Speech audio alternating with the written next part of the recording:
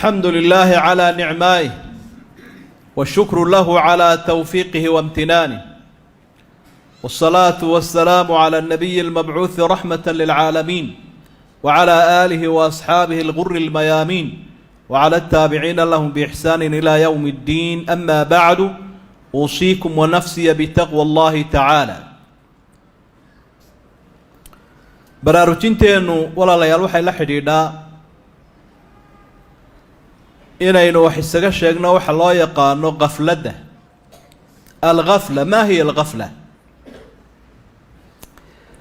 iyadoo af carabiya waynu isticmaalnaa, waxaynu yidhaahnaa hebel waa ghaafil ama waa qaafil. qaaf bay dadku ka dhigaan. haddii qofka la yidhaahdo bal qaafilkaa fasir, wuxuu odhanayaa waa qof ka dhacsan. ficlan sidaasaanay tahay. waa qofka oo ka dhacsan, ama aan dhagow lahayn, ama ka dhoohan wixii laga sugaya adduunka iyo waxa isaga aakhiro sugaya. adduunka waxbaa laynaga sugayaa inta aynu joogno, xil iyo waajib inagu ah. aakhirana waxbaa ina sugaya oo ah wixii aynu soo samaynay in laynaga abaalmarin doono. qofku hadduu labadaa fahmo, daakir baa la yidhaahdaa, qaafil maaha. waa qof soo jeeda oo sirtii loo abuuray garanaya oo xigmaddii aan ka dhacsanayn. qur-aanka kariimka ilaahay 25 meelood ayuu ereygaa soo celiyey. mar isagaa iska riixaya inaanay waxaasi tilmaan uu leeyahay ahayn. wamaa rabbuka bigaafilin camaa yacmaluun fii 5 maraat, 5 meelood fii suurati albaqara oo keliya. waa tilmaan xun oo ilaahay naftiisa uu ka riixay subxaanahu wa tacaala, oo sifatu naqsi oonu lahayn.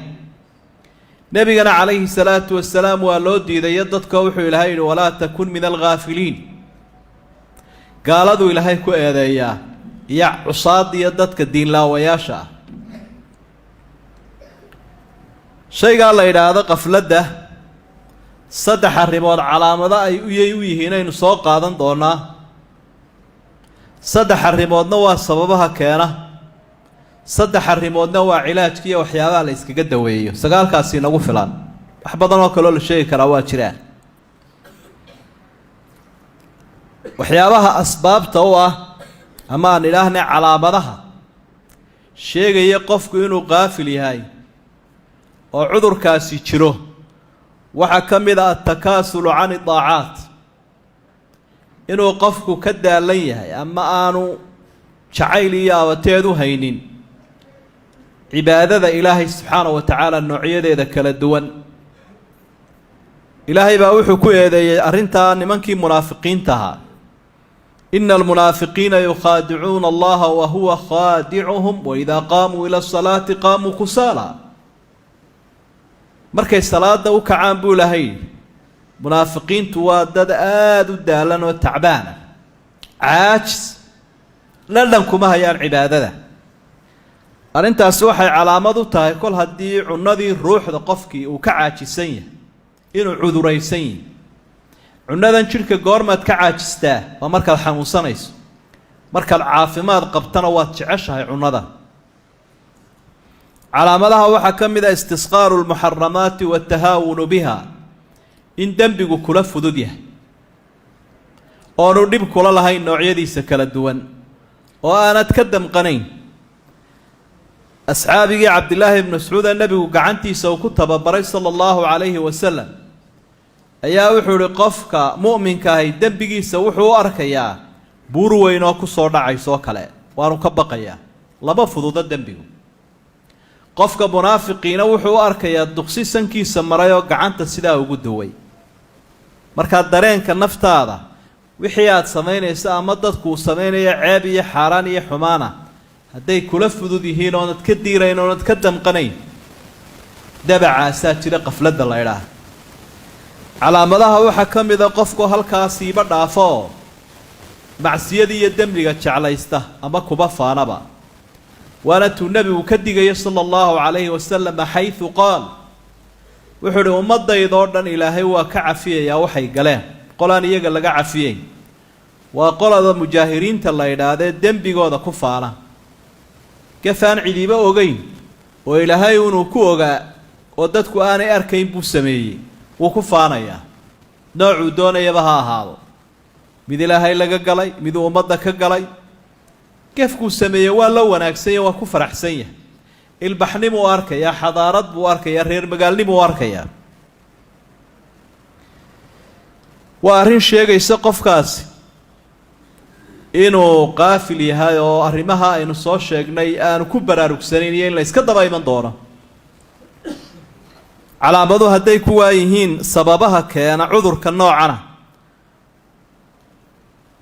waxaa ka mid a aljahlu billaahi tacaala qofka oo ilaahay ka jaahil oon ilaahay aqoonin addoonka ilaahay yaqaanaa dee sidaaba uma dhaqmaba ilaahay baa wuxuu uhi qul hal yastawi aladiina yaclamuuna waladiina laa yaclamuun inamaa yatadakaru ulul albaab ma sinna dadka ilaahay yaqaaniyo kuwaan aqoonin inamaa yakhsha allaha min cibaadihi alculamaa addoonka ilaahay yaqaanaa ilaahay wuu ka cabsadaa marka qofka caasinimada xiisaynaya ama jecel ama ku faanaya ilaahay ma yaqaana hadduu yaqaanana wuu ka xishoon lahaa subxaanahu wa tacaala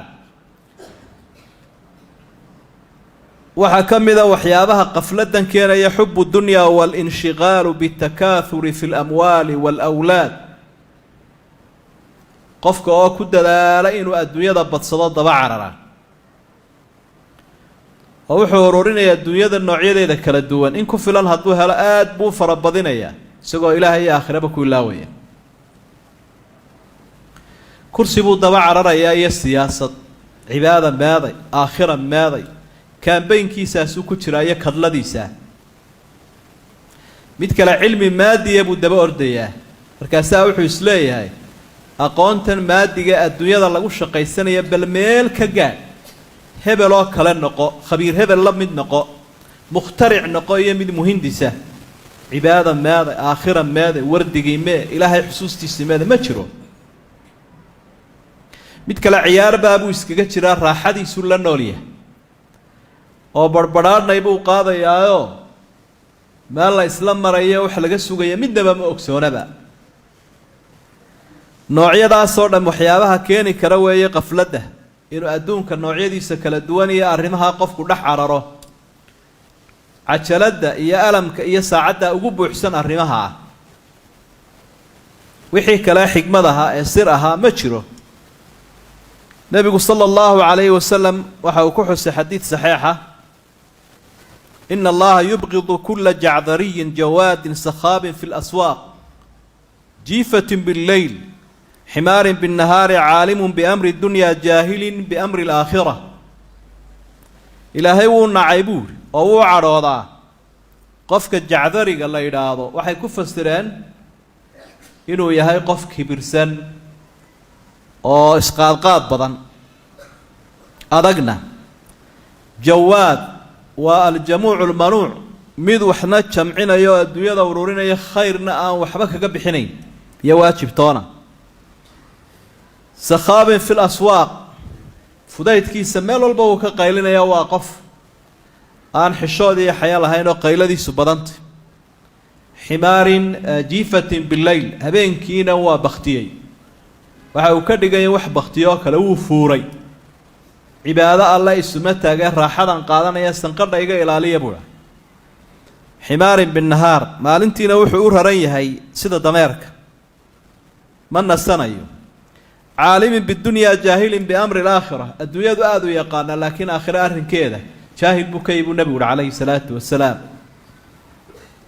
markaa qofka qaafilka ah cudurrada ku dhaca bay ka mid tahay taasi wax badanna waxyaabaha ina wareeriye weeye marka haddii jiradu kula fogaatay inaad dib u soo jahaysaa waa muhiim asbaabta waxaa ka mid a waa ta u weyne macaasida iyo dembiga uu qofku gelayo rasuulkuna sala allahu calayhi wasalam bixadiidi saxiix isaga oo inoo sharxaya waxau uhi qofku marka uu dembi galo ku dhaco dembi nakatat fii qalbihi nuktatun sawdaa qalbigiisa waxaa ku dhigaysa bar madow hadduu sii wado madowgaasi wuu sii badanayaa sida dayixu markuu madoobaado marka hore in yar baa barta taabanaysa madowgaas wuu sii kordhaya ilaa wada madoobaado markaynu eegayno qalbigiina saasoo kaleu noqonayaa markuu qalbigu sidaa u madoobaado waxa wanaagsan buu nacayaa, waxa xunna uu xiisaynaya. waana tuu ilaahay xusay xayثu qaal kalaa baraana calىa quluubihim maa kaanuu yagsibuun. dadka qalbigoodii waxa fulay buu ilahay yidhi daxal, dembigay galeen daraaddii. arrinta afraad waxa weeye suxbat اlghaafiliin wa julasaau suu. qofku inuu ka ag dhowaado la fadhiisto dadka had iyo jeer cudurkan qaba ee adduun iyo aakhire aan kala ogeyn meel ay marayaan, ama adduunka uun ku ururay abateedkoodu yahay, inaad ka ag dhowaato oo aada la fadhiisato ood la saaxiibto ood la sheekaysato ood la majaalisto. nebigu calayhi salaatu wasalaam markuu taa ka digaya wuxuu lahaa almaru calaa diini khaliilihi falyandur axadukum man yukhaalil. wardadii oo qofku diinta saaxiibkiisu haystaaye bal ciddaa la saaxiibaysaan iska fiiriya. ilaahay baa wuxuu aakhiro ka warramay saaxiibkii uu qofku eeday isagoo ka murugoonaya aakhiro. wa yowma yacadu daalimu calaa yadayh yaquulu yaa laytani ittakhadtu maca arasuuli sabiila. oo qofkii dulmiga sameeyo aakhiro farta dhexda ka qaniinay buu lahay. maxaa nebi maxamed saaxiib uga dhigan waayey iyo dadkii wanaagsanaa? yaa weylataa laytanii lam attakhid fulaanan khaliilan. guuldarradaydee maxaan hebel saaxiib uga dhigtay? laqad adalanii can idikri bacda id jaa-anii wa kaana ashaydaanu lilinsaani khaduula. diintii iyo dariiqii xaq ahaaba wuu iweydaariyey. waa saaxiib la eeday oo aakhire laga warwarayaabaa ilaahay uu noo tilmaamay subxaana wa tacaala. calaamadaha iyo sababaha haddaynu aragnay maxaa cilaaj iyo dawa u ah? cudur weliba dawuu leeyahy. waa cudurrada ruuxda ku dhaca qofka iyo naftiisa. waxyaabaha lagu daweynayo waxa ugu horeeya dikriga ilaahay iyo qur-aanka. waa xuskii ilaahay, dikriga ilaahayna qur-aanka u weyn. nebigu calayhi salaatu wasalaam daakir buu ahaa qur-aanka siduu ilaahay uga markhaati kacay ama uu farayba. ilaahay baa qur-aanka wuxuu inoo sheegayaa arrintaa aynu sheegno xuska ilaahay inuu qofka cudurkan daweeyo. rabbi waxau uhi wadkur rabbaka fii nafsika tadarucan wakhiifa waduuna aljahri min alqowli bilguduwi waalaaasaal walaa takun min alghaafiliin. ilaahay xus adigoo si gaara u xusaya, adigoo ismiskiininaya, adigoo ilaahay ka cabsanaya, adigoon kor u qaadaynoon cid ismaqashiinayn. gelin hore iyo gelin dambaba dikriga ilaahay badi. walaa takun min alghaafiliin, kuwa ka dhacsanna ha noqonin. macnaheedu waxa weeye haddaad dikriga sidaa ula timaado qafladii baa kaa ba-aysa.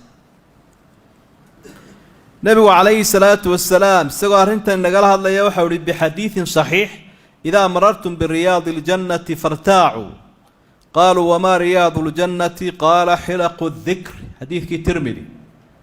marka soo martaan beeraha jannada daaqa buu nebigu yihi, daaqa oo siday jidhkuu cunno u leeyahy ruuxdana cunna ay u leedahay. beeraha jannadu waa maxay bay asxaabtu weydiiyeen nebigu oo wuxuu uhi waa xalqadaha dikriga ilaahay lagu xusayo, wacdigu ka jiro, aqoonta diinta iyo cilmiga lagu kororsanayo ee lagu kobcinayo. xadiid kaloo xasana nebigu waxau yihi sala allahu calayhi wasalam ina addunyaa malcuunatun malcuunun maa fiiha ilaa dikru llahi wamaa waalaahu wa caalimun aw mutacalim.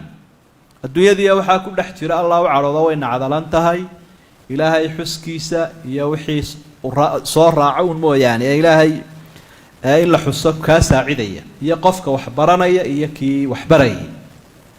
aqoontuna waa dikrigii unbay ka mid tahay. marka cilmi iyo cibaado iyo xusalle inaad ku jirtaabaa nacdasha aad kaga badbaadi karaysa. nebigu waxau ihi calayhi salaatu wasalaam xadiid kaloo tirmidi warinayo xasana low kaanat addunyaa tacdilu cinda allahi janaaxa bacuuda maa saqaa kaafiran minha sharbata maa.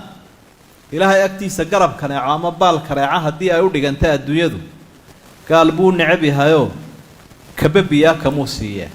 mar hadduu kaasi ka dhargo uu hareeraha iska dhigay inay liidatay sheegaysa. hadda waxba isaga haddaba caraninoo ha ku dayanine waxaad ogaataa shayga la yidhaahdo adduunyada xaqiiqadeeda. waa arrinta labaad ee cilaajka ah wey, inaad garato adduunka aad ka shaqaynayseed gacanta ku haysaa wuxuu yahay, iyo inuu yahay fursad lagu siiyayoo inaad ka sahay qaadato un mudan, meelaha ku habboon aad ku bixiso. arrinta saddexaad waxa weeyaan al-ikhaaru min dikri alqabri waalmowt. inuu qofku xusuusan yahay dhimashada, sakaraadka, soo bixidda aakhiro, in ilaahay la is-hortaagayo, in lagu xisaabin doono, in janno iyo naar ay jiraan, inaan la kala hadhin oon la kala tegine, waa la istijaabinayaa, waa la isku soo noqonayaa. rasuulkuna sala allahu calayhi wasalam arrinta aada buuga warramay, ka horna qur-aankaa ka sii warramay. ilaahay baa nabigaa wuxuu leeyahy calayhi salaatu wasalaam akiruu dikra haadimi ladaat, dhacaayaalkan adduunka ah ku haystaan iyo waxaana ku raaxaysanaysaan geeri baa idin dhaafinaysee xusuusnaadoo ha ilaawina. qofka qaafilkee ugu weyni waa qofka dhimashada dhan iska dhiga. waad shaqaysanaysaa, howlahaagaad wadanaysaa, waxbaad baranaysaa, horumarka adduunyo waad wadaysa, laakiin mar walba liiska iyo noodka iyo waxaan kuu qoran waxa kuugu jira dhimashada. haddaad dhimato baad leedahay, adoo seexday baad soo kici kari waayeysaa, gaadhaa kula qalibmi karaa, wadnaha iskaa taagi kara. waynu aragnay sida dee kadiskee loo dhinto iyadoo qofkii aan loo digin oo aan loo sheegin waxba. marka hawlahaaga iska wado, laakiin malaguna ama dhimashaduna hortaada ha taalo. cumar ibnu khadaab allaha ka raali noqdo, oo runtii ahaa madaxweynihii muslimiinta ee labaad, waxa uu ahaa dadkii tusaalaha ku ahaa arrintan. wax kale iska daayo siduu geerida u xusi jiray wakhti walba. wuxuu gaadhay markii dambe inuu faskiisa fargalku waa kan le fas buu leeyahay xagga sare kaga nabaad, wuxuu ku qortay kafaa bilmowti waacidan yaa cumaru. halkaynu inagu waxyaabo kale iyo qofka nambarkiisa iyo magaciisa lagu qoro, geerida ayaa waana kuugu filan cumarow. intaasuu fargalka faskiisa ka dhigtay, uu ku shaabadayn jiray wax. waa dadkii sirta nolosha fahmay.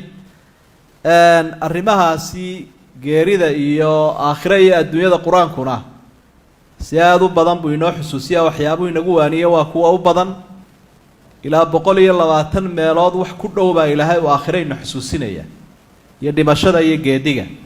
marka waxaynu leenahay walaalayaal, isu xusuusinayna arrintan. qafladaasi way inagu badan tahay haddaynaan nafteenna been u sheegayn. marka qofku arrimihiisa adduunyada ha iska wato, maslaxadiisa ha xaqiijiyo, danta gaarka iyo taguudba ha ka shaqeeyo, laakiin ha ogaado inuu safarkani jiro. wixii loo abuurayna yuu ilaawin, waxa sugayana yuu ilaawin. intaynu uga jeedna hadafku waa intaa weeye, iyo wacdiga aynu maanta qaadanayna inaynu isku baraarujinayno ee mudan inaynu dhaqan gelino. allahuma arina alxaqa xaqan warzuqna itibaaca, waarina albaaila baailan warzuqna ijtinaaba. ربنا لا تزغ قلوبنا بعد إذ هديتنا وهب لنا من لدنك رحمة إنك أنت الوهاب. اللهم لا تجعلنا من الغافلين واجعلنا من الذاكرين يا أرحم الراحمين. اللهم انصر الإسلام والمسلمين، اللهم انصر الإسلام والمسلمين، اللهم دمر أعداءك أعداء الدين يا أرحم الراحمين. اللهم اشف مرضانا وعاف مبتلانا وارحم موتانا وتمم نعمتك علينا يا أرحم الراحمين. وصلى الله على نبينا محمد وآله وصحبه وسلم، وأقم الصلاة.